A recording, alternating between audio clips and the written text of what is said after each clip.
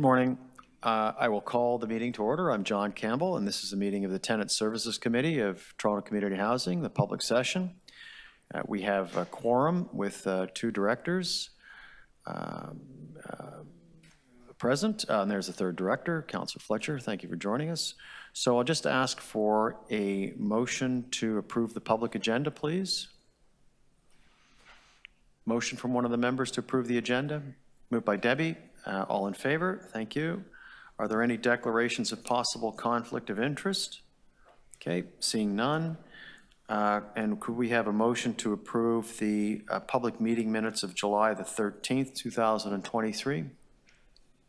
Moved by Marcel. Thank you. All in favor? That's approved. And the first item we have is in regard to outstanding items. Business arising, that's the participatory budgeting program, and we have one deputant. Sorry, Mr. Chair. I have asked at this committee and at this board that we refrain from calling this program a participatory budgeting program. It is selecting things from a catalog. That is what we found out in our deep look into this. So I have to ask, I'm going to stop you. Why is it still being called that? It is nothing like a participatory budgeting process. Well, I mean, we could take issue with that, but I mean, because the tenants. No, I am taking issue. Because the tenants do participate in the allocation of some funds in their local community. That is not what this program was, Mr. Chair. That is not what this program was. It was changed. Well, let's to be selecting things from the catalog. All right, so we will Let's be clear on this now, please. We'll ask staff about this item. So through the chair, I understand the concern with respect to the manner in which this program has been previously identified.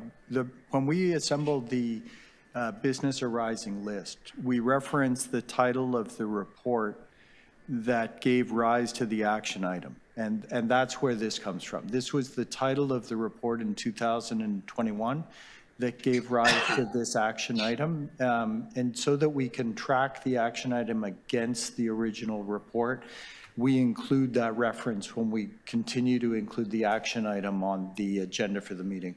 So I think we're sensitive and understand the concern with that the councillor is expressing in relation to whether or not this program truly was a participatory budgeting program given the nature of the program. But that was the title of the report that gave rise to the action item, and that's why we've included it with that reference. Well, I'm going to have to change that so it's whatever the name of it is previously known as. This cannot continue. Yeah. So when it comes, when staff brings it back, it'll be called something new. No, I want to know what the new name is. This isn't the first time I've asked this, Mr. Chair. I've asked this over and over and over again. Do we have an idea? Everybody knows that, starting with Ms. Penny and now with Ms. Covea. It is, and to please confirm, participatory budgeting is, as you've said, you delineate funds and then communities have projects and then they're selected. By the end of its life, participatory budgeting was selecting a TV, a fitness machine, a popcorn machine from a catalog, Mr. Chair. Canadian Tire. Thank you, Marcel. So our tenants are here. They know that. We have to stop this. Yeah. It's a pretense. Thank you. That's the word. So through the chair, we are absolutely committed to bringing the report back with a new name.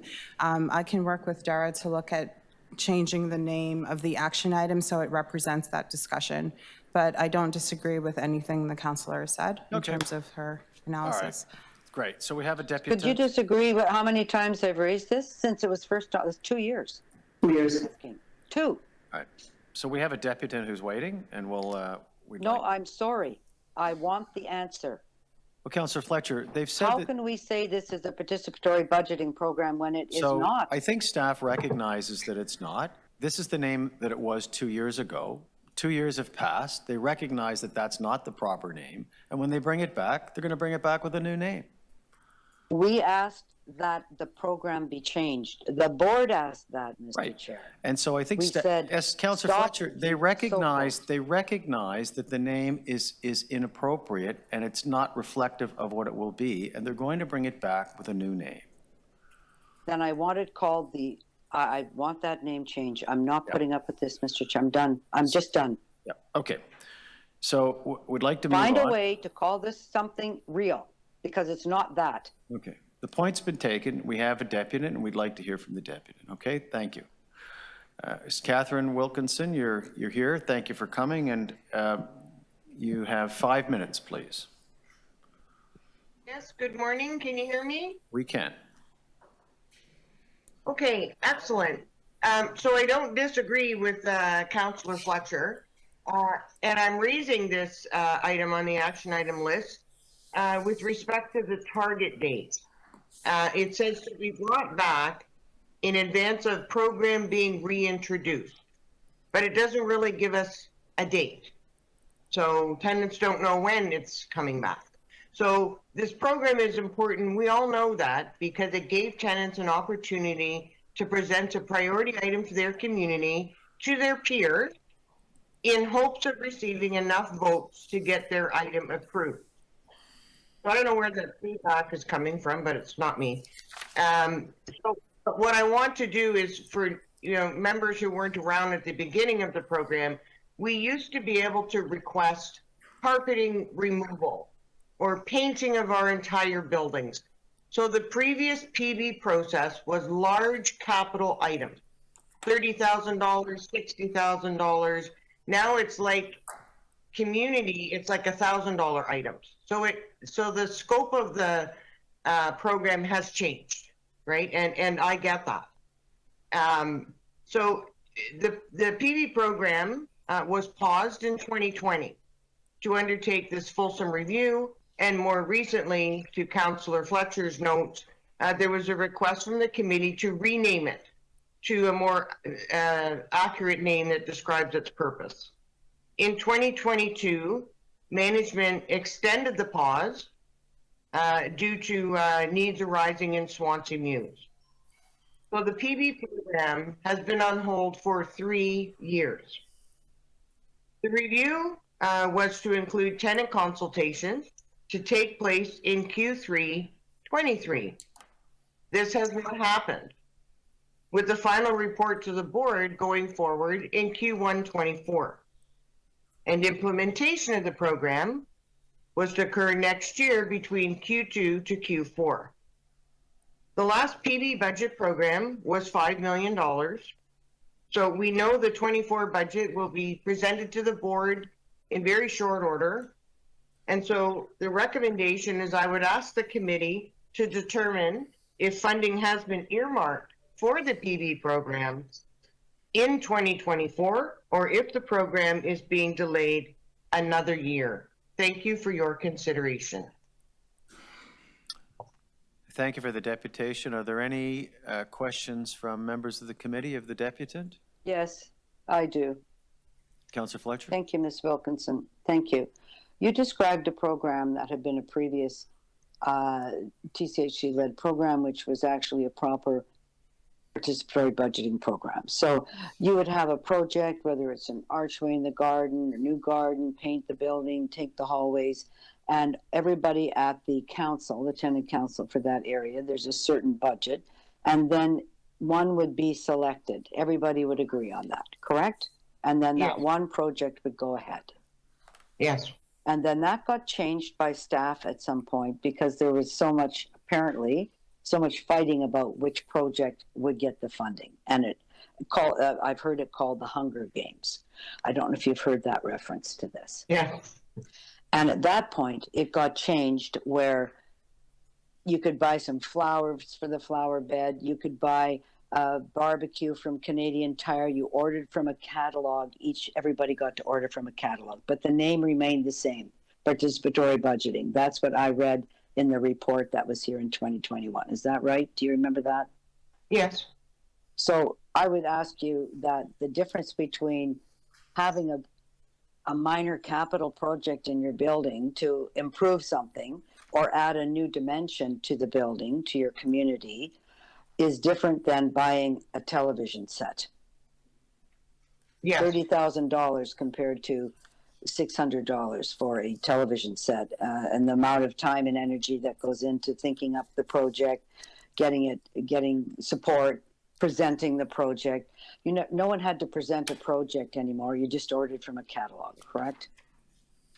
Well, we still had to present the item regardless of what it was. Oh, okay, but you had to present. We want the TV. We want the exercise machine. There was a whole number of things that could be selected, but it wasn't dreamt up by the tenants. There were pre-selected catalogs, correct?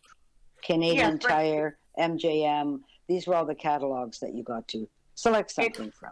Yes, and if it wasn't in the catalog, something specific, then you would work with housing to find where that item could be purchased. Okay, but it was purchasing of items, not voting on projects to better the community. So, Right, so that's a good way to put it, Paula, is projects versus items. projects That's versus good. purchases and versus items. So I don't know if anybody ever did understand true participatory budgeting is not that. And this has been held back because of some, I guess you might call them irregularities that need to be ironed out in this project. But would you agree that purchasing an item from a catalog for the community is quite different than presenting a project for $30,000? And we need to reflect what we're doing here and stop the pretense that buying a TV is the same as having the carpet taken out of your building. Right, but I do want to go on record saying I support not having tenants involved in procuring capital items for their buildings. Fine. So you believe that was a Hunger Games piece. So, but if we're going to have, and it's fine to order things out of a building, out of a catalog, but it's not participatory budgeting. Well, we just need a new name. It's a different trend, yes. It's not, it's very different. So, Yeah. and you don't support going back to the old model. You support what's been happening, but it is named improperly. Could I put it like that? Sure. Okay. Thank you. Thanks a lot. Any other questions to the deputy?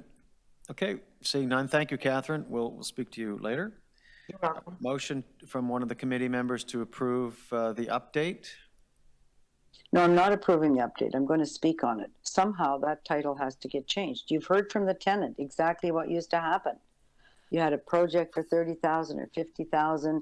You could redesign the garden. You could take out carpet. You could have the rec room painted. And now you're ordering from a catalog. For us as TCHC, the second largest housing provider in North America, who prides itself on community work, to be caught buying items from a catalog, still calling that participatory budgeting. Councillor I Fletcher, don't you've care made how the you point. change that title. I want it changed. Yeah, they can't change it right And I now. want it changed. They're going to change it when they bring back the report. Can I ask staff when that can be expected? So through the chair, the plan was to bring back the report in Q1 of 2024. Having said that, because this is on the action item list, it reappears at every TSC. So I will work with Dara and his team, the governance team, to ensure that we change it coming to the next TSC and be great. any TSC after that. And then if you could give us some indication as to how it's going to work, and then we can have a real discussion about how you intend to see it work, or what your plan as to how it's going to work, and about what the, the title of it's going to be, and so on, and we can properly do this. Okay? Great, thank you. Thank you, Mr. Chair. So I would just ask that just be, even for the minutes, that's changed, that's updated, formally known, incorrectly known, however you'd like to put that. But I would like to say I'd like to go in camera at the end of the public session. I'd like to go back in camera, please. At the end of the meeting, we'll go back in camera. Correct. Okay. Thank you. About this item. Right. John, I have a question. Yes? It's Debbie. Maybe Nadia, maybe this is a question for you. Ms. Wilkinson talked about the pause for a deep dive report around participatory budgeting process at TCHC and how it will look moving forward. As she indicated, the 2024 budget, for all intents and purposes, has been drafted and should be coming to the board fairly soon. Where in the process are we with the report out in terms of the future of the PBP? So staff just, I just asked that. Staff said that they would come back at the next meeting. Do you want to answer that, Nadia, or do you want, I mean, basically. No, I thought she said she will come back. She will come back in the next meeting with the new name. I'm not speaking to the name of the part of the initiative. I'm talking about what's going to happen to it. No, In the budget. It's been on pause since 2016. I asked if the plan is to come back with more than a name, but actually an outline as to how the program's going to work, and to Ms. Wilkinson's point, how they intend the budgeting to proceed and what kind of budget there will be. So staff said that they would do that, so we can expect that. Do you want to just confirm that, Nadia? So through the chair, both, absolutely, we will be bringing back a more fulsome report. We're currently in the 2024 budgeting process, and this is one of the items that is still under discussion, pending approval of the budget. So I think it's something that we can revisit and have a discussion about. So we'll actually have a real report rather than just a headline that we can talk about how they plan to do it, what they plan to call it, and how they plan to fund it at the next meeting. Okay? Now, can we have a motion to approve this, the business arising information? Can we have a member put up their hand? And thank you, Debbie. All in favor? Okay, that's approved. That's received. Now we go to item 6, the Community Safety Advisory Subcommittee, the chair's report. Councillor Fletcher, do you have any report that you'd like to make in public? Yes, I'll just say the same two things, that I know that we're sending off Neptune 4 issue to the Board of Directors for a fulsome discussion, and we're looking at what pilots look like in different categories of community. Okay. All right, thank you. And we have a deputant on this item. And we have, do we have Miguel? Oh, is he going to show up in person? Okay. So Miguel was supposed to be here. If he comes, you know, we'll signal him to make his deputation when he arrives. On this particular item, on this report, have we questions of staff from the information provided from the committee members? Okay, seeing none, I have a couple of questions. The item shows a lot of increases. I'm looking at pages 5. Is it page 5 I'm looking at mostly? Page 5.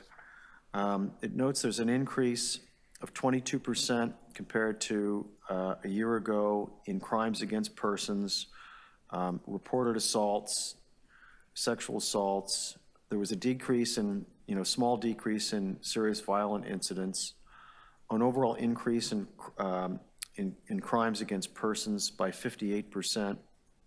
Assault with a weapon was up, sexual assaults. There was an increase in Q2 2023 of 40% compared to Q2 2022.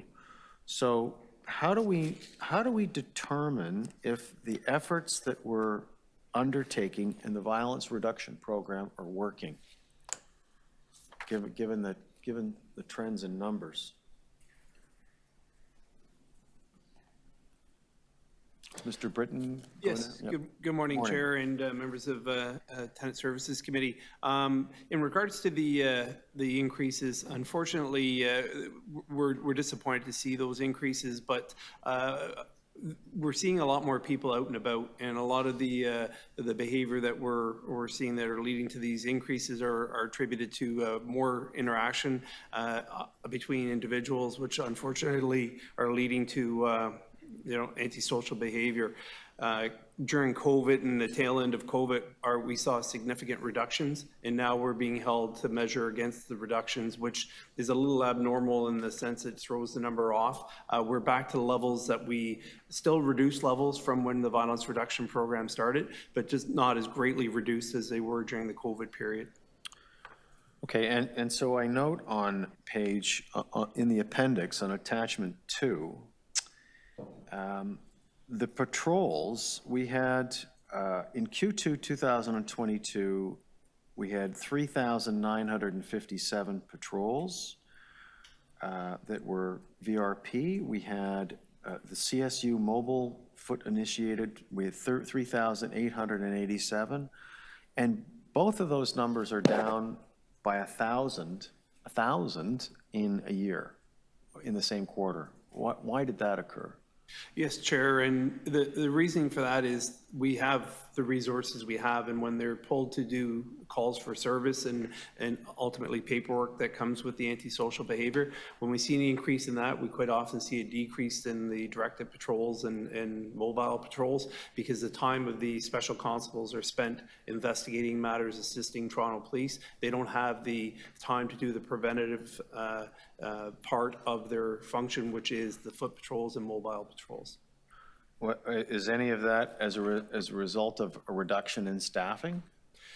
Yes, Chair. There are occasions where that's a factor, where we do lose special constables to police services when they have a class starting at the Ontario Police College. We could quite often lose anywhere between 8 and 10 special constables. When that happens, it takes us a while to bring the numbers back up. We're in the process of having a new class start now, where we're looking at obviously training them and having them out in the field as soon as possible, but that takes a period of time. So yes, it definitely is one of the contributing factors, but not the sole one. Okay, all right. Thank you. Thank you for those answers. Any other questions from members of the committee? Okay, no questions from members. I just have a comment though, because Sure. we know where the VRP communities are. We also know that there are communities, and including in very difficult ones, that have 24/7 Toronto Police coverage. And I would like to make sure, and I think we're starting to look at that, that those resources are very well paired, and that Toronto Police, who actually have the powers that you're looking for, Mr. Chair, are actively available to exercise those if necessary, and that we're not relying on doubling up service with CSU and Toronto Police, because I know that, I do know in my own community, in one place, two places, that we kind of have that double up. So I think it's worth looking at. I know Ms. Gavay is doing that, so I'm appreciative of that. I just wanted to make that point today. Thank you. Okay, thank you. Okay, if there are no other questions from committee members, we'll just ask for a motion to receive the information. Okay, moved by Uba. Thank you. All in favor? That is received. And then we have item number 7, the Office of Commissioner of Housing Equity, the biannual update, January to June 2023, and we have our people here from OACH, Melanie Martin and Summer is here as well. Oh, do we have a deputation? We do. Okay. Sorry, I missed that one. Ms. Wilkinson, are you there?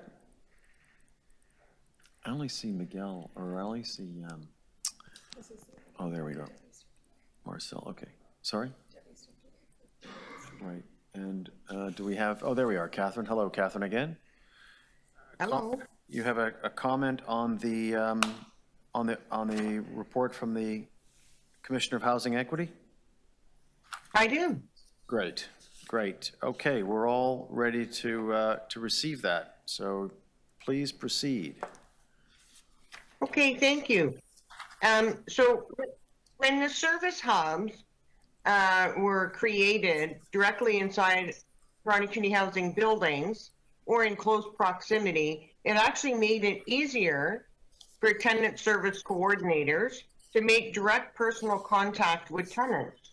So I'm not sure I understand why they did not attempt to make this personal contact with tenants in arrears. 64% of the time in the first half of this year, they could virtually go and knock on a tenant's door. So I don't know the mystery to that. And on page 12, the third bullet, there's a comment made with the hub model, the TSC's workload, tenant service coordinators, demand is varied and complex, which affects their ability to fulfill their obligations. And no statement could be truer. So at some point, we're going to have to deal with the elephant in the room. And the creation of service hubs was well intended, but it has fallen short on delivery of tenant-facing services. In former OU offices, there was a front desk clerk who acted as the intake for all tenants and visitors to the office. With the hub model, the TSC has essentially become the hub receptionist on a much bigger scale, because now this includes complaints, maintenance requests, cleaning needs, assisting contractors, all while trying to actually do their job of annual rent reviews, managing arrears, and handling tenancy management issues. We envisioned our labor partners would job share and take turns at the front desk. I have to admit, I actually laughed when a senior staff person told me how the service hubs would operate. Unfortunately, the tenant service coordinators drew the short straw, as the superintendent and custodian are not physically in the office 90% of the time because they're off doing their jobs of repairs and dealing with contractors and building cleaning. And this potentially creates a safety concern when tenant service coordinators are left alone in the office. And on the contrary, service hubs are not really open for business. The door is locked, access is permitted by staff, tenants need to make an appointment, or if they're lucky enough to see somebody sitting in the office. And although our staff work regular business hours, there's no specific hours. The service hubs are open for walk-in tenants. So the tenant service coordinators already have tenancy managers within each region. And of note, tenants have no idea who that manager is, should they wish to escalate a concern regarding their tenancy. I support the proposal to create a centralized manager of tenancy management who can really focus specifically on arrears and other issues arising within the regions. So we can create all the key performance indicators we want, but two things must happen. One, identify the tenant service coordinators who are not able to be in compliance with the arrears collection process, address their concerns, and hold them accountable.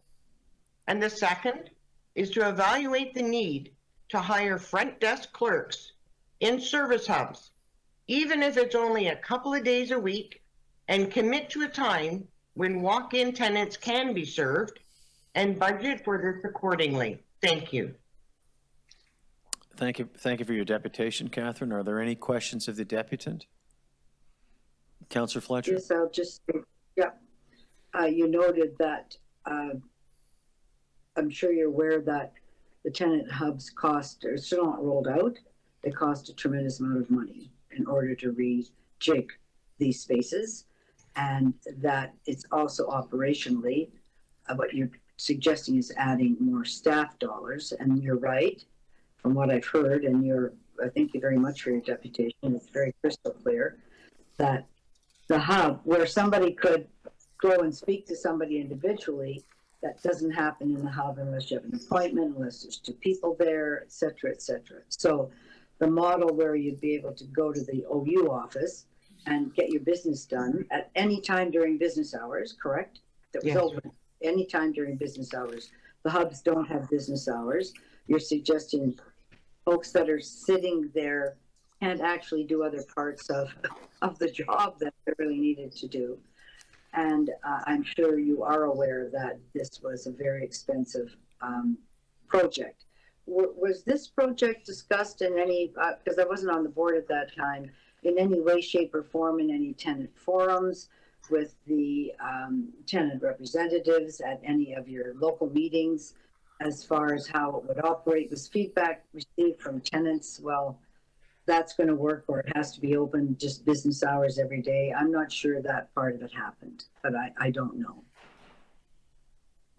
So I don't know that there is actual tenant consultation because this was an operations decision to restructure. And while it might be nice to have tenants' feedback, it was an operations decision where we would not have a vote. And we had to believe management that this was going to improve tenant-facing services because we wouldn't have to travel to an OU office when we needed to address something. Okay, so this was an operational decision that was approved by a board of directors at that point, I believe. It's in this, that it's not working out as it was anticipated, is what you're saying. So how can we make some shifts to make it? Okay, thank you. Any other questions of the deputants? No? Okay, thank you, Catherine. On the report, I think what I'll do is I'll ask the commissioner to just make some, general comments on the report. I mean, I note that total arrears directly paid to TCHC totaled over $360,000 in this period, which is money that they were able to put into the bank for TCHC. And Ms. Martin, do you want to make any other comments? Can you tell us a little bit about the report and the first 6 months? Yes, thank you. Yeah, I've prepared a brief little overview of the report, so I'll just go through it now, if that's okay. Sure, thank you. Okay, so it's my pleasure to present our biannual report. So this is the report from the period of January 1st to June 30th. So as you will have noticed, we're presenting our findings and recommendations in a different way, and my hope is that the board will find this more useful going forward. Unlike other and past reports, we've used the information gathered from our work with tenants as well as from our interactions with TCHC, so both through senior management and on the front lines, in the hopes to make systemic recommendations. In addition, we've also embedded TCHC's responses to our recommendations, which are found at the end of the report. So in the past, Toronto Housing's responses followed in a future meeting, and we hope that by including them in our report, it will ensure timely problem solving of the findings and that you'll find the information discussed both current and relevant. As you will recall from our work plan, we committed to supporting TCHC frontline staff through biweekly case conferencing, bi-monthly training, and ad hoc advice. We also stationed our EROs by region in order to assist with relationship building, and we feel this has been working well. Importantly, not only have we been able to share methods for success with tenants, but we have learned from frontline staff about the barriers they face in working with the tenants in arrears. Learning about these barriers has informed our recommendations as much as our own work to resolve arrears with tenants. For this period of time, we received 508 referrals from TCHC. Unlike in previous time periods, we sent back 115 of these referrals. As of February, we have started to screen files ahead of assigning them to an ERO in order to ensure compliance with the ACP. The reason for this pre-screening is not only to ensure ACP compliance, but it also naturally curbs the flow of referrals to the OACH. In this period also, 302 cases were referred to EROs for case management and auditing. In presenting our findings, we have differentiated these cases based on size of the arrears. So I just wanted to go on and say the list of our recommendations and TCHC's response to them is included at the end of the report. And as you can see, all of the recommendations are being implemented or researched to determine the feasibility and cost. So I believe the relationship between OACH and TCHC has been strengthened through the changes made in our report, and I'm confident that this will continue. And I recognize this report has a lot of information, and I'm sure you have questions that I'm happy to address at this time. Great, thank you.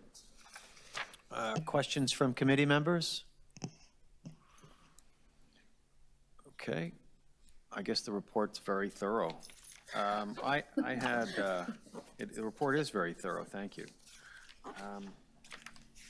Yes, I had, so I note on recommendation 2, which is found on page 12, and staff has responded to these in the appendix, which is good.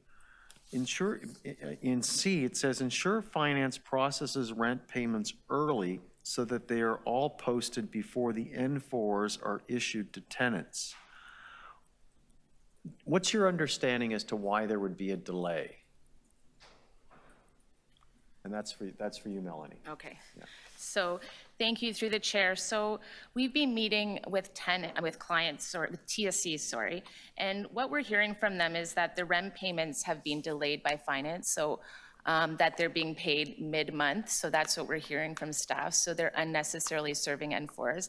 Nadia may be able to speak a little more to it, but we also know that ODSP doesn't send their payments to TCHC until the end of the month. So that further causes delays in payments being applied to accounts. At the end of the month? Yes, that's when they send their payments. They send the check out for anybody who's getting a direct payment. It comes at the end of the month. They always have historically paid for their tenants that way, for their So clients. that's the recommendation, to not send the N4 until the month following, right? Okay. That's correct, because what we believe is that it will not only be better for tenants, so they won't unnecessarily receive N4s each month, but also it'll create efficiencies for frontline staff, because they won't be now serving these clients with N4s or unnecessarily serving N4s. Great, okay, thank you. Further question, on page 15, it cites 14 cases, 14 households that owe a cumulative total of $430,000, and that will take, in some cases, 10 to 15 years to recoup. Yes. And at a fairly high, for these folks, at a fairly high average monthly repayment amount. So the question is, of these 14 cases, how long have they been ongoing? Thank you. So through the chair. So when we look at these cases, a lot of them are from, and I would say the majority are from prior to or during the COVID-19 pandemic. So these arrears all amassed during that period when TCHC was unable to go to the landlord-tenant board to try to manage arrears. So these are also arrears where they had orders that had expired. So they're just sitting on tenants' accounts and we're unable to collect them at the LTB. Great, okay. And then, I don't know if anybody's here to answer this, but from a staff perspective, from a finance perspective, I mean, I guess we don't write anything off unless the tenant dies or leaves. Would that be, is that, like, if there's at what point do we write off an arrears? So through the chair, they're under very few circumstances where we do write off arrears. We also retain an arrears list for tenants even after they leave. So that's tracked separately. So that doesn't, even if a tenant is no longer a tenant, it doesn't mean we write off the arrears. We still try to collect through the finance team. Obviously, if a tenant passes away, that's one of the criteria. I believe it's as well over 95 years of age. I believe Lily's also online that could speak to it. So that's one of the things that we're exploring with our service manager and with recommendations from OACH as to whether there's an opportunity to look at writing off arrears for particular cases, particularly those that we deem as uncollectible. So that's a conversation that we have initiated, and I believe there's some discussion around that at BIFAC as well. Okay, thank you. Any questions from any committee members on the OACH report? No? Okay, so motion to receive the information. Thank you, Melanie. Thank you, Summer, Nadell. Thank you very much. Motion to approve by Marcel, to receive the report from Marcel. All in favor? Okay, thank you. And then we move on to item 8. And I saw Miguel a minute ago, but he's, okay. So we'll move on to the Chief Operating Officer's reports, the tenant complaints update, and we have some deputations here. And first is Catherine Wilkinson. Hi again, Catherine. So for your deputation, please proceed. Thank you very much. So I wanted to talk about our systems and complaints. You know, the data system homes contains personal information on tenants, and there are restrictions on who has access to these tenant files, as there should be. Careful consideration of privacy concerns should there be a potential bias in decision-making when responding to tenant complaints after looking at their tenant profile on homes is something that came to mind. And not the first time I've heard review of complaints by tenant-led groups. And if I am interpreting that correctly, I actually do not think tenants should be involved in reviewing tenant complaints, as this is an operations function.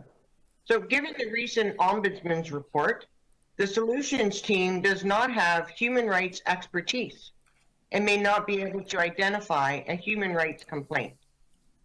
The staff list in our communities is site staff only.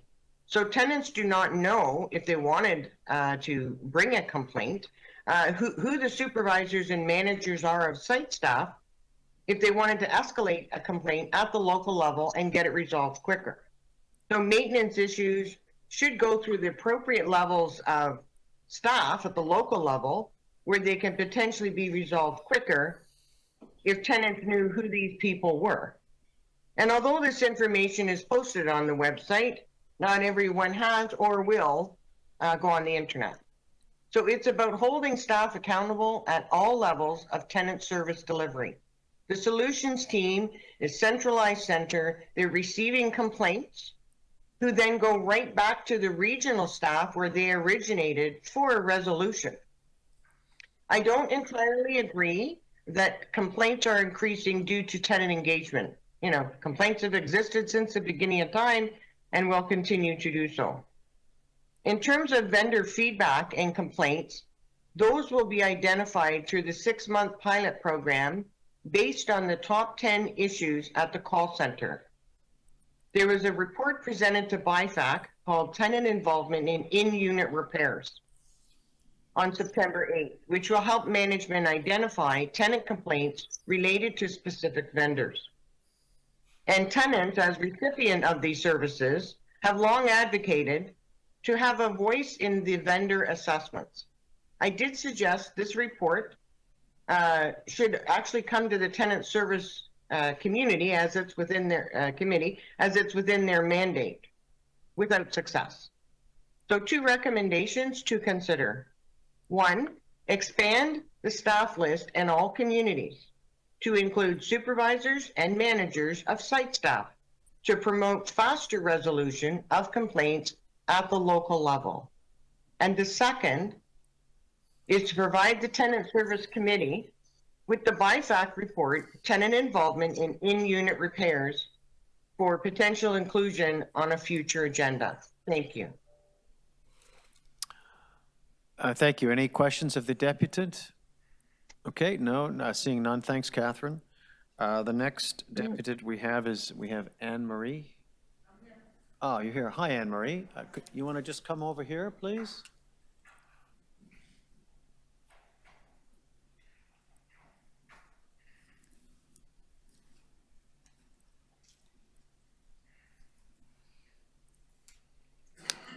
Yeah, just have a seat there in front of one of the microphones. And there's a button there that if you turn on, the little red light will come on. And away we go. Good morning, and thank you for taking the time to come down to City Hall. We appreciate your presence. Yes, good morning, panel. So I'm one of the local reps, West End, and I'm here to talk about the first item, is tenant complaints. Very important. There's a lot of tenants that feel their voices are not being heard. Tenant applications, like when you make a complaint, it's not going through the proper process, because as the last deputant said, in regards to finding out who's the managers, who is the supervisors, like the appropriate ones, so issues can be addressed quickly, not getting done. So we have some bullying, intimidation. It's like, because you live in Toronto community housing, they're trying to let us know as tenants that we cannot say no. If a vendor comes into our home, we don't have any rights to say to the vendors in regards to, well, I'm different because I say, but other tenants who don't have a strong voice as myself, they will be intimidated to speak in regards to the work that's getting done in our home. Because the vendors will come into our home, they're not doing a proper job at all, and they're getting paid. So I make sure if vendors come into my home, they're getting paid, they need to do a proper job, or else you shouldn't get paid because you didn't do a proper job. So we have to deal with the antisocial behaviors of staff, because they feel that, you know, they can come into your home and intimidate you, and if you have an opinion in regards to what they're saying, you shouldn't have an opinion. And if you do have an opinion, they find that insultive. And I'm like, how is that insultive when I have the right to speak? Toronto community housing means subsidized housing. It doesn't mean we have no rights to speak about what's occurring in our home or what we want to say in regards to issues that are occurring. I want to know if it's 5 minutes per issue or 5 in total for both issues. 5 for this item, 5 for this item. 5 for each item? Okay, so yeah, just to wind up, because some of my tenants, I tell them to easy track complaints so that they'll take it seriously, but it is very hard to find what particular manager, and it has to be fair and unbiased when tenants make a complaint, because that process is so important that our voices are being heard and that our complaints, that particular issue, is being heard and is being rectified. It's not just being swept under the rug, being saying, oh, it was an accident. Oh, you know, it just happened, right? Not acceptable. Now, I have a back injury, right? I was in a car accident. I have a back brace on and I have my leg brace on. Contractors came into my basement where I live, West End, won't say specifically where. It was a mess. And we had 2 inspections of our super, right? And he thought that was okay for them to leave my basement in that mess, right? And I had to spend 4 hours cleaning it, which is just unacceptable, right? So I believe that, you know, fairness should be there, no bias should be there, right? It's according to processes and procedures of Toronto Community Housing. And if you're following processes and procedures of Toronto Community Housing, you come in, you look at the inspection, get the inspection done, and then you leave. You don't have your own opinions saying, oh, A, B, C. No, it's not your own opinion. If you're looking at the process and procedure, then you know you've done your job, because the process and procedure says A, B, or C, right? And we're having issues with those things when it comes to our local offices, our hub offices. Roundtree needs some work over there, because when you go to make complaints, and when you go to get help, or if you go to make a complaint, and if the complaint is not met at the lower level and you have to escalate that, very hard to do that, or to find the appropriate manager. Or even when you find the appropriate manager or supervisor, they don't get back. And they don't get back in a reasonable time, which is unacceptable, right? Because if a tenant, if you're not a strong tenant as myself and you're intimidated or you don't have a strong voice, you're suffering in silence, right? And you're like, what am I going to do? How am I going to get help, Mr. Chair? Great, thank you very much. And you still had time, but that's. Oh, great. I still have time. Well, Okay. so you know, I'm trying to time but that's myself great. because it's but 5 there's- minutes. But, you know, good work. So I'm sure there are questions from committee members. Right. I know I have some, and Right. I'll just open it up to members of the committee if they have to see if they have any questions. Right. No? Okay, so I'd like to ask, how long have you been a resident of Toronto Community Housing? Well, I've been a resident for maybe 30 years or more. I don't want to age myself. Okay, well, that's good enough. But, That's good enough. So on occasion, so you paint a picture where you don't feel people are getting listened to and they're not being really respected Yes. in their units, and Yep. I can certainly appreciate that being a problem. And do tenants come to you and say, hey, you know, Anne Marie, you know, this is what's happening, so you hear it from others? that Oh, yeah. Right. But, you know, for transparency, I always say to them, right, and for my own protection, do an easy track. Because if they do an easy track, then we know you're serious. Then we know that that particular person in which you're complaining about is actually causing issues for you, right? I spoke to an upper level management at Toronto Community Housing, and that person told me that, you know, once I get 5 Easy Track per tenant, that I should email them to him. And then, you know, that process could start in regards to the complaint in that particular person.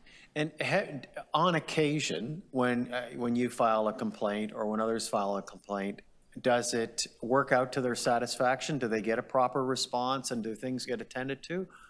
Well, sorry to say, you know, I have to say that there are some, first and foremost, there are some amazing, amazing people at Toronto Community Housing, right? But then you have those individual persons, right, that we really need to work on. And I have to say, no, the resolution is not happy to tenants, right? It's kind of like, you know, it's a constant contradiction, you know.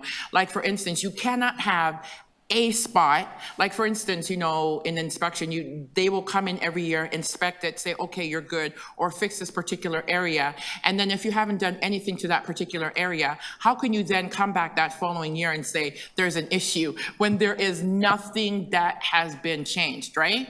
So it's the contradiction from each staff person, right? Because each staff person will come in and have their own personal opinion and a contradiction. But if you're following policy, there shouldn't be a contradiction. Because you're looking at policy, and policy says, this is what the fire code says. If you have a mental health issue, if there's a breach, right, then address that. But if there's no breaches and there's no mental health issue and it's at code, why are you sending letters back? Additionally, right, Roundtree has 1 letter for everything. Right? And I said to Roundtree, how can you have 1 letter for every issue? That's not even possible, because every issue is an individual issue. And how are you sending 1 letter for everything? Right. It's ridiculous. Just one other question. You said they came in to do some Work. What kind of work was being done? It was, oh my God, it was vent. They replaced all the vents in the basement. The contractors. And so how did that leave your place in such a mess that it took 4 hours to clean? Well, up? first and foremost, I had to have my own covers to cover my stuff in my basement, okay. which a contractor should have their own drop cloth, right? Yep. They didn't even bring additional covers, so it was only my cover in the basement. When they're pulling down the ceiling and so forth, they left nails, because I have children, they're mature children, right? But they still have pictures. They left nails and screws, wood all over the basement. They knocked over my flower pot. There was dust everywhere. They're supposed to do a little due diligence in cleaning, right? Right, of course. And if you have a little bit to do, that's okay, right? Because the floor man came into my house, they did a little bit of cleanup, then I did the rest, that was okay. But those guys did nothing. Got it. They Okay, just yeah, no, left. That's okay. Listen, thank you very much for the deputation. We have another one on this top. John has said he- Now we have I have questions. one question. Oh, okay. I just have I have one question for the deputant. Yep. Is it your sense, do you hear from some of your neighbors that they are hesitant to put in a formal complaint because they are afraid of backlash from staff? As Very in, then nothing will get done? Very true, very true. Yeah, that definitely, just a little bit about my background. I'm a proud graduate of Humber College. I have my bachelor in law. So, I mean, I could advocate, but yeah, there's a lot of tenants that are afraid of backlash, definitely, and that, you know, you could be seen as a troublemaker, but you have the right to complain about stuff that's not correct and without being in fear of intimidation by anybody. Thank you. I'm asking the question because I'm wondering if that's one of the things that tenants should be told by staff, that they have a right to raise concerns, and that they should expect their concerns to be addressed without any sort of pushback or negative impact on them. Yeah, I agree with that. Thanks for your effort. Yeah, I agree with that. Uba, I think you had your hand up as well. Yeah, just to add to what Debbie said, I agree with Debbie 100%. But I was also wondering if there's any survey that can be done after every work is done to say. So that's a question for great staff. experience. That's a this was done. So when we get to the item, you can put that question to staff. Okay, no worries. Please. Yeah. That would be good. Councillor Fletcher. Yes, I'm just going to reword that. A while ago, the board asked that management put in place a survey that would give you, as a tenant, the ability to kind of say that work was really well done, or here's some deficiencies in. Okay, Councillor Fletcher, do you have a question of the deputy? I'm just asking, yes, it is a question of the deputy. Okay. Mr. Chair. Well, So yeah, that's what was, just a second, I'm not done. okay. Have you ever seen one of those? Well, I mean, a couple years ago, that was supposed to be implemented at one of our tenant rep meetings, but no, it actually wasn't done yet. Okay, so that's my question, that it hasn't been done yet, that you've seen. And did you apply for did you know about the tenant advisory committee at TCHC? Yes. Did you apply for that committee? Well, to be honest, in my community, I'm one of those reps that do a lot of work with councilmen and try to get programs out in my community. So I try not to take on too much. I did want to do the advisory committee, but I didn't get back the information for when it started and so forth. Okay, so just lack of information for that. And then the hub model, you heard Ms. Wilkinson talk about the hubs. And I'm wondering if you have any further comments about how they're working from a complaints point of view. You heard that they're not open, make an appointment, and et cetera, et cetera. Some frustration with that. And I'm just wondering if that's your experience as well. Yes, I have to definitely agree with you, especially Roundtree. When you go make complaints, yeah, it definitely, the hub spaces are not friendly, or there's no one there for you to like immediately go and speak to. Like if you have an immediate concern, yeah, it would be a problem because you have to phone, I actually went to Wilson's location because I refused to go to Roundtree anymore just to get my issues addressed in regards to things that occurred. Yeah, so I agree with you. It is challenging. Thank you. Okay, thank you, Anne Marie. We'll ask you just to step away from there, and we'll have you come back on the next item. And Miguel is in the building, and he would also like to make some comments in regard to the tenant complaints update. Miguel, I saw you on the national news last night. You're famous now. Yeah. So I'm proud to be a problematic tenant. Thank you, sister, for coming all the way to explain what is the process of the tenant engagement. We are change makers. That's who we are. We bring solutions to your proposals for change because we all want to create vibrant communities. So last week I came to ask the Community Advisory on Safety about the petition from residents of 220 Oak Street, 220 Oak from July 4th. We asked for answers and we haven't got one. Councilor Fletcher, many years ago, used to be my city councilor when I used to live in Woodfield Road and Dundas, and she was my city councilor, and I used to live in a co-op. And I made a petition on behalf of the residents to install barriers to slow down the traffic. She successfully brought the petition over to the Toronto Council meeting, and there was some action.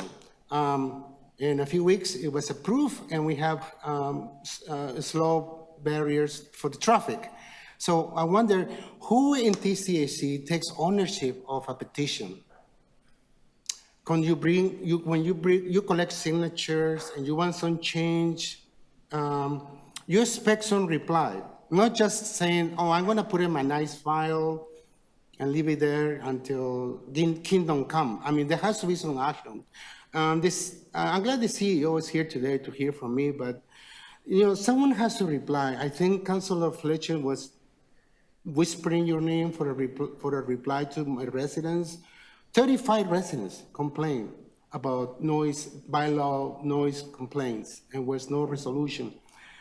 I also brought a petition regarding the cuts you're making to the third-party security.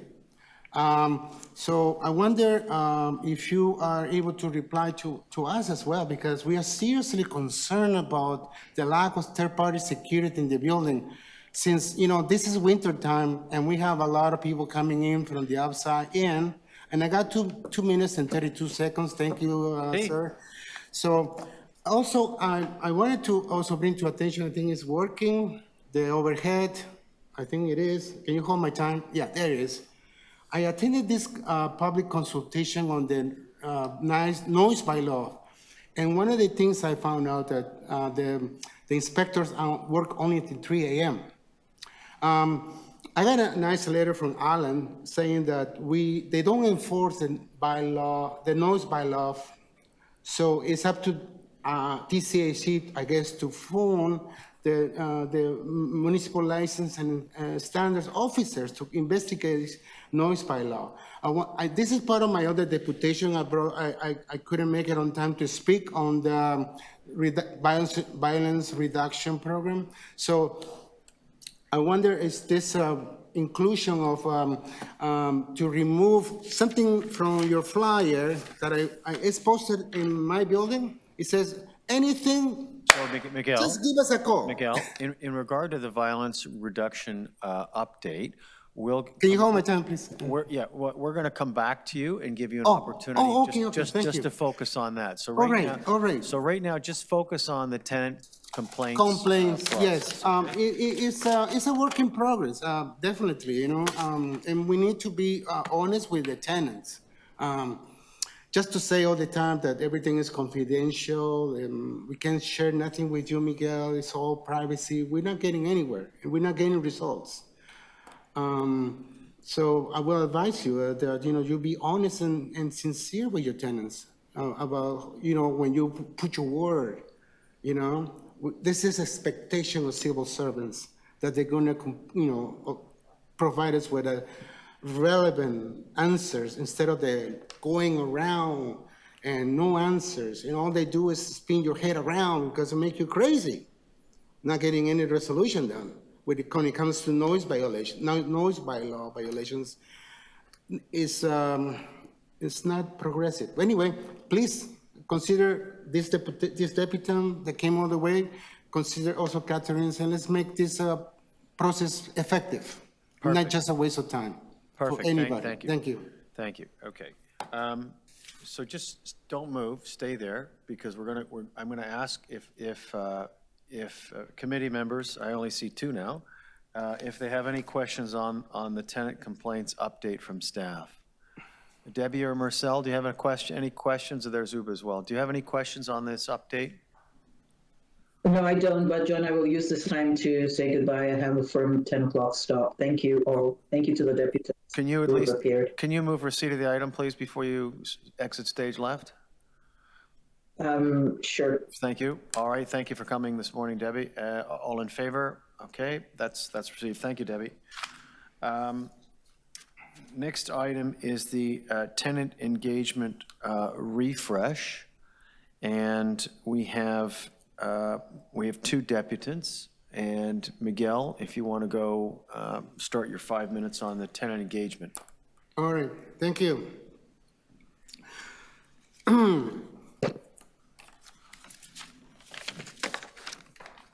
Well,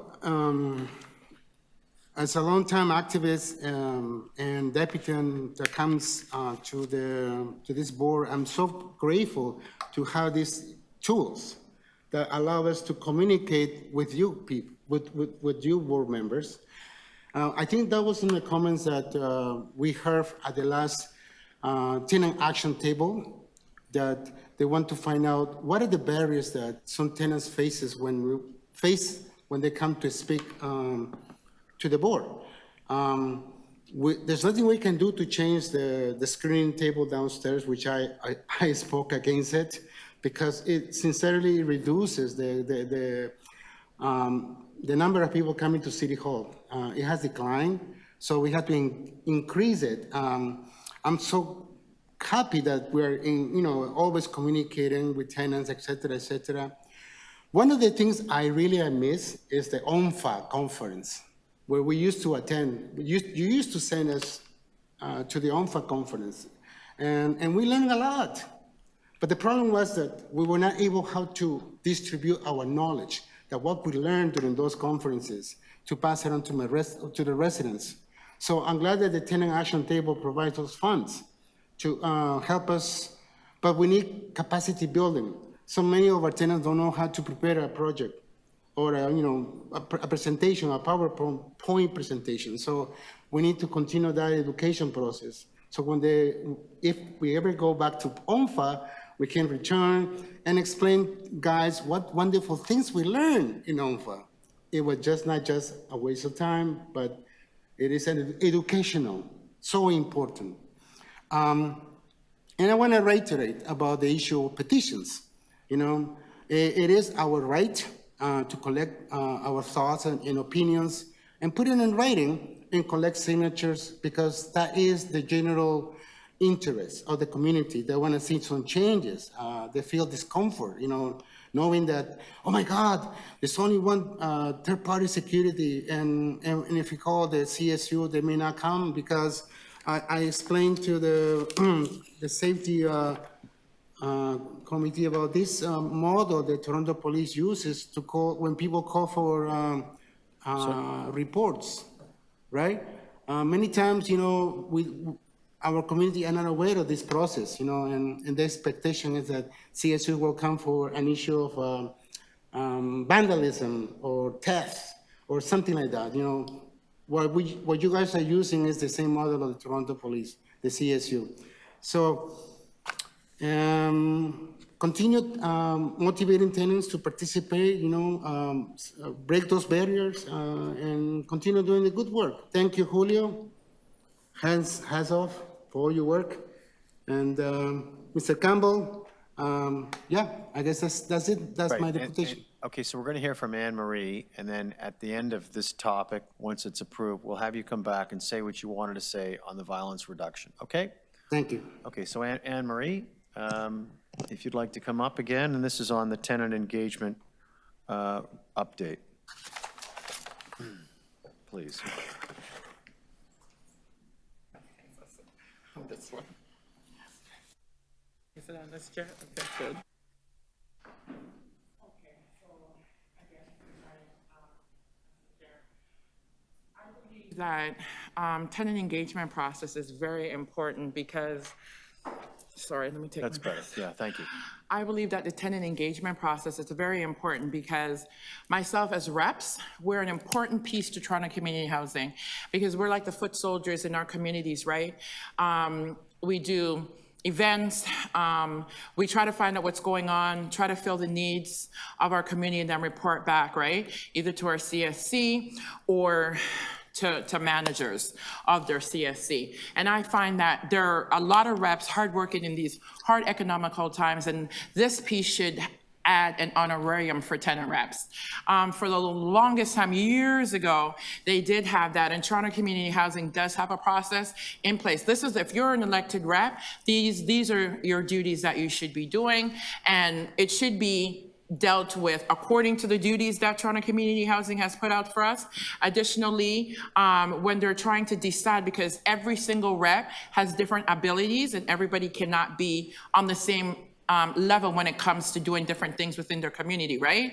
So it could be every 3 months, whatever it is, but I feel that reps should be supported in some way because transportation is difficult. I mean, everybody is struggling and we try our very best, like me, I'm a hardworking rep for my community, trying to start food banks for my people there. So I feel this is a very important piece that should be added to that. And I really would like you guys to look into doing some aspects of identifying reps, giving reps something for there's a lot of amazing hardworking reps in our community. And I feel that we're being overlooked in our community for the work that we're doing and the piece that we contribute to Toronto Community Housing on a daily. Just to wind up the piece, when it comes to Toronto Community Housing staff, it's important that they feel that if they are not conducting themselves properly, that these are what's going to happen to you, right? Because I feel when they do anything and there's no type of addressing it or maybe retraining, they feel like they can continue this behavior, right? So it has to be fair. It has to be transparent. It has to be unbiased. It has to be not antisocial. It has to be, this is the consequences that this particular person is going to get if they continue this behavior with a tenant, right? There has to be these things that they should understand. As a staff person, if you do this behavior, this conduct, then you can expect these things, right? And tenants don't know what happens. We don't know the process really. So there should be some clear processes of what happened. We should be updated in regards to where the process is, because sometimes you have to phone and be like, what's happening? What's going on? Like, where are we at in the process? What is going on? And how will it end, right? It cannot just end with, oh, it was a mistake. Oh, we're sorry. No, it has to be, no, you can never do this behavior again because it's unacceptable. And if you don't change it, then we either have to give you retraining. Some of them really need to be retrained because the way they think, it's not compatible. And given that Toronto Community Housing has huge families in our neighborhoods, then we have to put our processes and procedures to modify them, because some of their processes and procedures way outdated to the current standard of living. Same thing with engagement, right? We have to introduce processes that's going to support reps, right? In regard to the refresh document that's on the update right now. And I feel like there's so many pieces that's left out of that, that I don't see anything in there that addresses the reps. And I feel we're an important part to Toronto Community Housing. Okay, thank you, Anne Marie. Are there questions from committee members? Marcel, any questions? Uba, no? What are some of the things that you think are missing from the process? I know in the last huge meeting that we had at the hotel, they said that there was a communication with reps. I don't know what reps, because this is another thing. We're not getting meetings in regards to important pieces and decision making, right? Because if they spoke to like a whole bunch of reps in regards to this piece, I know I didn't get any information about that. And I heard about it at the first general big meeting that we had. That's when I actually learned about it. And to actually be here today, I had to like do the process of, hey, I need to come into this meeting. Hey, I need to speak on this piece. Like, how do I get this information? How do I get here, right? It was challenging, but I did it because I thought it was important to be here. Do you get emails from Toronto Community Housing in regard to information? I should get emails because I know my email is on that big burst of list or whatever, but I'm not actually getting emails into important meetings such as this, right? Or decisions that are being made when it comes to engagement, because engagement is important. Okay, so you'll have to talk to the right staff people to make sure that you're getting, that your email is there and that you're getting that information. And thank you unless none of the other committee members have a question, I want to thank you very much for coming down here today. That's a journey. Thank you. Thank you so much, Chair. Okay, so what we'll do is, just wonder if staff has any, I'd like to hear from staff. I actually didn't have this report, so I know it was online, but I get the binder, and I didn't, for some reason it wasn't there, but can you just provide a little verbal update, please, Nadia? Absolutely. And through the chair, we also have a short presentation that TCHC staff will deliver with city staff as well on an update on the Tenant Advisory Committee. So the report outlines some update on the current tenant engagement system, which includes the tenant community advisory tables, the TCATs. So we had 3 TCAT events happen over the last, I want to say, 2 weeks. And so there's an update on that. There's a short update on the review. So we've recognized that there's some gaps in the current system, particularly around communicating with tenants and ensuring that tenants are involved in decision-making. So we are still in the process of finalizing that review. So it speaks to that briefly in there. We will be going to the Tenant Advisory Committee for inputs before we bring any changes or recommendations to this committee. And I think the members of TSC have been involved as stakeholders as well in that process. And last but not least, Julio Rigoris, Manager of Tenant Engagement, Jen St. Louis, and Emily Goss from the city will be presenting an update on the Tenant Advisory Committee. Great, okay, thank you.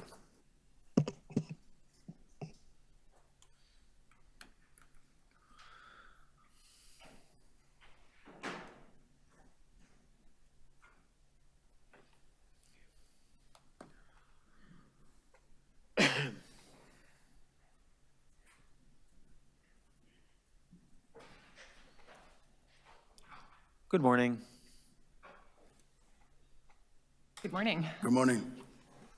Thank you, Mr. Chair and committee, for the opportunity for us to provide with an update in terms of the Tenant Advisory Committee.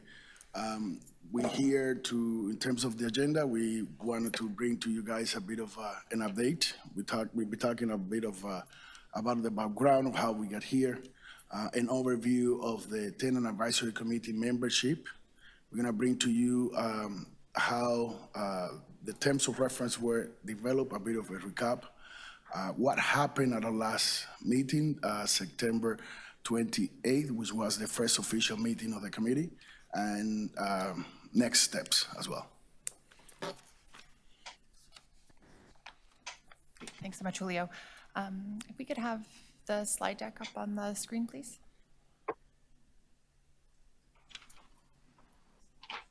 There you go. That's good. And we're just on slide number 3. I'll just provide the committee with some brief background information. So this is sort of a recap of the presentation we provided at the last Tenant Services Committee.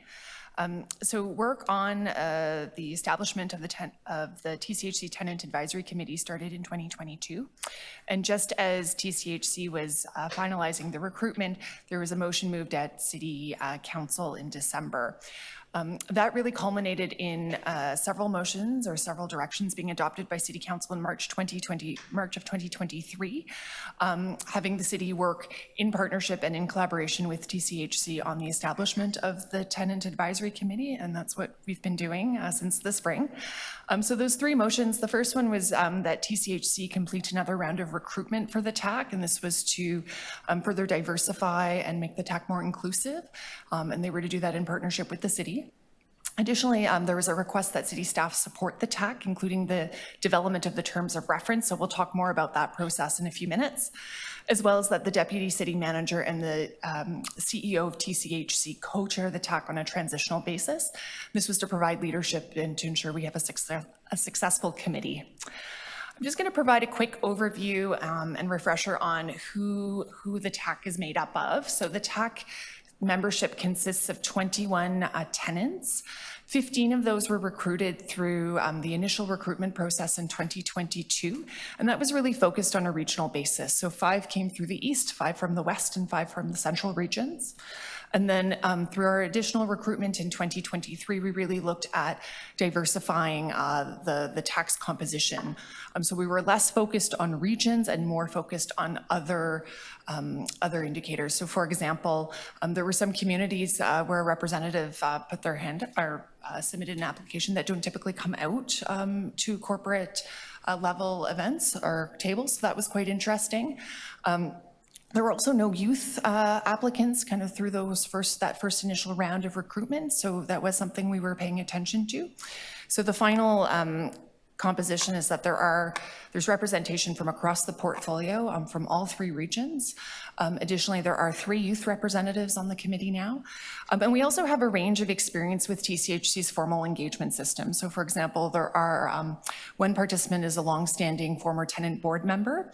And then we have other individuals who haven't necessarily participated at a corporate level advisory such as this. But of course, the common thread is that everyone is, all representatives are very engaged either at their building level or within their broader communities, which is great. Additionally, there have been the 3 tenant directors as well as a representative from RPATH were invited to participate as non-voting members as part of the TAC. Thank you, Emily. In terms of the development of the terms of reference, we initially scheduled about 2 meetings, thinking that we could develop the terms of reference into 2 meetings. We ended up having 4 meetings over the summer month. The opportunity allowed us for the team to learn how to work with one another in that regard. The terms of reference have about 14 different sections. We presented to you an example of some of the sections included in the terms of reference. The terms of reference, I should say, were informed by best practice from another similar process. The Tenant Senior Advisory Committee was a guidance for us in terms of the terms of reference process, development process. We have every item in the terms of reference had a discussion, lengthy discussion by all members, and then there was a bit of a decision-making where we voted on the actual items, and then that's how we went moving through all the different components of the terms of reference until we got to the final approval on September 28th.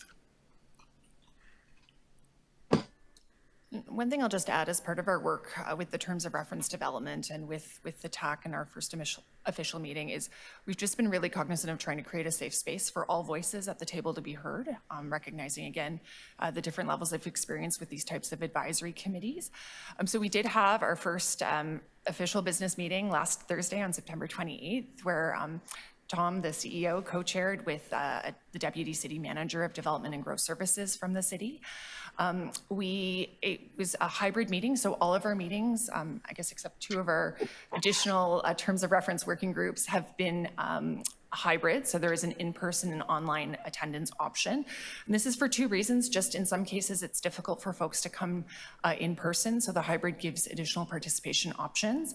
And we did ask if any of the TAC members had any accommodation requests, and somebody did ask that we continue providing an online hybrid meeting option so she could fully participate. Key agenda items last week were the approval of that terms of reference that we'd spent a lot of time working on, so we did get that formal approval. Julio also provided an overview of the tenant engagement system to the Tenant Advisory Committee, given most of the work will be focused on providing advice on different elements of that system and their implementation. We did discuss future meetings, so we provided a draft schedule of meetings throughout the end of, to the end of 2023, as well as some of the key agenda items. And there was a request if TAC members were interested in participating in a survey as part of the CEO recruitment process. Thank you, Emily. In terms of next steps, we have identified 2 more sessions to the end of the year with potentially a December meeting, but we have identified October 26th and November 22nd as the next 2 meetings of the committee.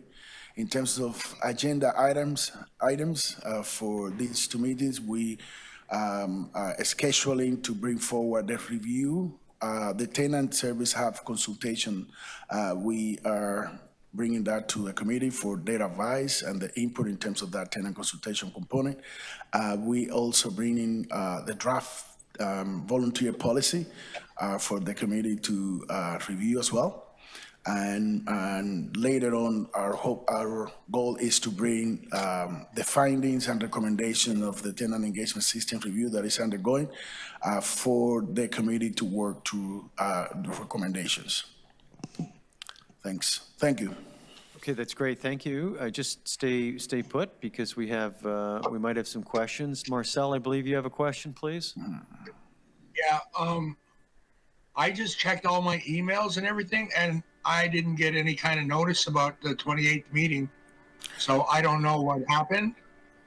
If I could, thank you myself for the question. It's Uba, same here. I didn't get any invite. I thought I was the only person who didn't get it, or I missed it, but I didn't see it. Yeah, I'm not liking this at all. Okay. Thank you, Marcel, for the question. Thank you for your comment. We did have a tenant directors orientation session early this summer, and Marcel was part of that orientation session. The fact that you're telling me, Marcel, that you didn't receive our information, that concerns me. We did send the package with the date, the agenda, and the draft terms of reference. I will have to double check on that. It came from my email. Uba said she didn't receive it either. I checked my email. I checked August, September. I checked for even the month before. I didn't get no email from anybody regarding the September 28th meeting or any package. So unless it went straight into my junk mail, which I doubt it did, but I never got nothing. Okay, we could take this offline and double check. Marcel, But thanks. you said the same thing. Thank you. Thank you. No, it's okay. I mean, things happen sometimes, but as long as we get a double check and get that info, it's all good. Thank you very much, Julio. Thank you, to the chair. Our commitment is to re-engage with all three members, board directors. We will resend the information, the opportunity to have a bit of an orientation prior to, and we will share the details for the upcoming meetings with you as well. And I have a question. So you have 24 members on this committee? 21 and 21. Yeah, 21. and so the three non-voting members. Okay. And so you had 16 in attendance, 13 present, and then 3 via the internet. Were you satisfied with that, or did you expect to get pretty much everybody? Well, our aim is to have full attendance. Right. And we continue to work to the members to ensure that they can attend. I guess it's a little, everybody's got something going on. Okay, all right, thank you very much for the presentation today. Thanks. Chair, I'd just like to comment. I see Marcel has left, but I'd like to apologize for any miscommunication around the invitation. It was never our intention to not have the board members present. We were very much looking forward to having the tenant board members present. So Director Charlebois, I will reach out to you personally to apologize as well, because there was no ill intent, and we will need to get to the bottom of why those invites didn't get to you. So I wanted to apologize publicly for that. Okay, thank you, Dan. All right, Thank you very much. any other questions from committee members? Okay, no, so there's only the 3 of us. We need to approve this. So Marcel, could you move that, please? Move receipt. Thank you. All in favor? That is approved. And just before we terminate the meeting, so thank you very much. We're going to invite, Miguel, you were annoyed the last time when I didn't bring you back because you were out of the room for a few minutes, so I'm going to ask you to come back now and talk about the violence reduction update. All right. Okay, so we'll give you 5 minutes, and then that'll be the end of the meeting. So I will start again by displaying the community safety unit poster that we have in the lobby. Again, I must stress out the importance of perhaps making some tweaking at this poster. If you look closely, Tom Hunter, there is nothing that says about what tenants should do in case of noise bylaw violations. It doesn't say. And it saves a lot of aggravation and time and energy and sleep, especially, if we can just add to the bottom where it says, call the CSU. But just add on, like, if you have noise bylaw problems in your building, just go directly to the city, go to the municipal license and standards, and tell them, that you are having this problem. Of course, TCHC will say, come back and say, we are your landlord and we have an obligation to deal with noise, et cetera, et cetera. Now, the problem is that we don't have an estimate time when you guys are going to be dealing with noise bylaw violations. And so that is my greatest concern, is that not knowing how long does your process takes. Since you don't enforce the noise bylaw, all you only do is document it, everything, and you send investigators, which I haven't seen it. It ended up, in me, taking the brunt of all these problems, and getting arrested, which is ridiculous from many points. I don't want to waste taxpayers' money, honestly. Instead, we should be able to modify this nice poster and add, a noise bylaws don't call us. Don't call CSU at all, because it's just a waste of my time.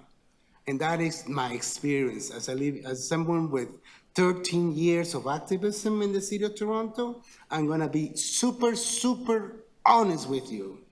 It's a waste of time. So instead, educate the tenants and tell them, Miguel, call 311.